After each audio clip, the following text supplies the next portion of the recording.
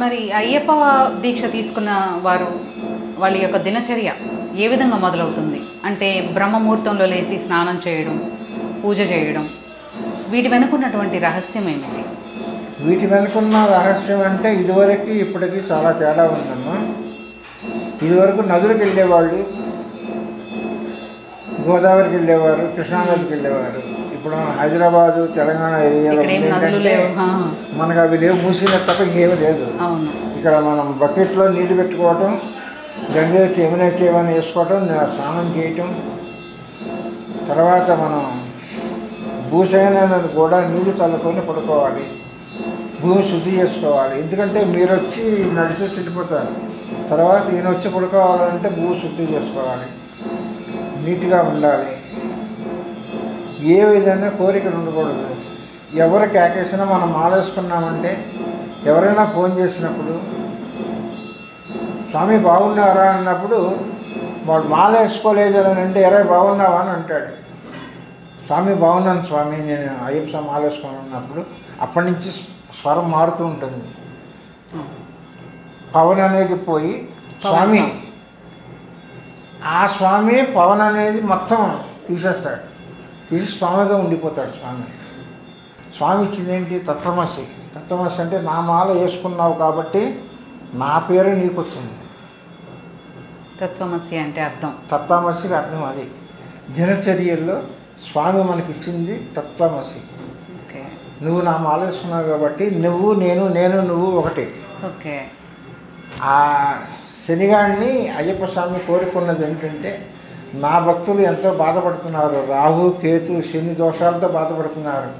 ఆ బాధలు చూడలేక నేను ఏదన్నా ఒక ఉపాయం నాన్నగారిని అడిగితే మీ దగ్గరికి పంపించారని చెప్పగా శనిగాడు చెప్పాడు.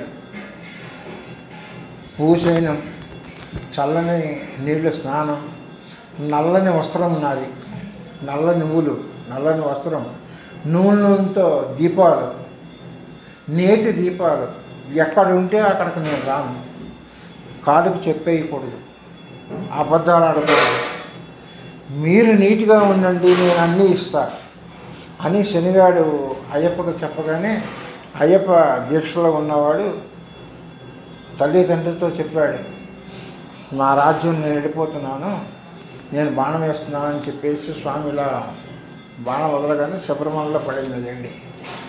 అప్పుడు శివుడు అయ్యా అని ఒక్కసారి అన్నాడు.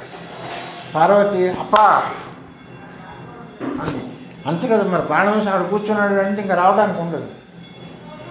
కండిషన్లన్నీ ఒప్పుకున్నాడు. అయ్యా అనగానే శివుడు వెళ్ళిపోతున్నాను, నా స్థానానికి వెళ్ళిపోతున్నాను అంటే అప్పా అని, అయ్యా అప్ప అప్ప కలిపి అయ్యప్ప. అయ్యప్ప మనం అయ్యప్ప అంటే చాలు, శివుడు పార్వతి దిగొస్తాడు కిందకి. ఓకే. ఆ గుణం మన అయ్యప్పలో ఉంది. ఓకే. అడ్డబొట్టు పెట్టినా శివుడిలాగా ఉంటాడు, నిలువబొట్టు పెడితే విష్ణుమూర్తిలాగా ఉంటాడు. ఎవరు ఏ రూపంలో కావాలంటే ఆ రూపంలో కనపడతాడు. చాలామందికి ఫలానా ముహూర్తానికి మీరు ఇంట్లోకి వెళ్ళండి, మీరు ఇల్లు కొనుక్కుంటారు అంటే అలా పనులు కూడా అయినాయి.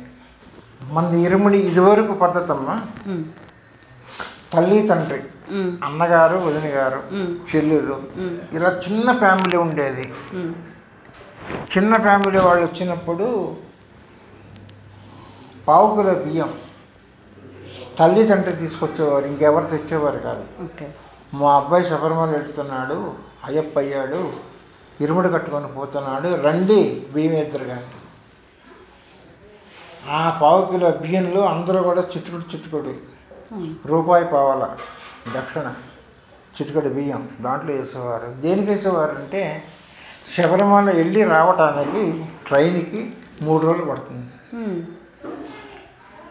3 రోజులు తిరిగి వచ్చేంత వరకు ఈ పిడికడి బియ్యం వండుకొని తినమని.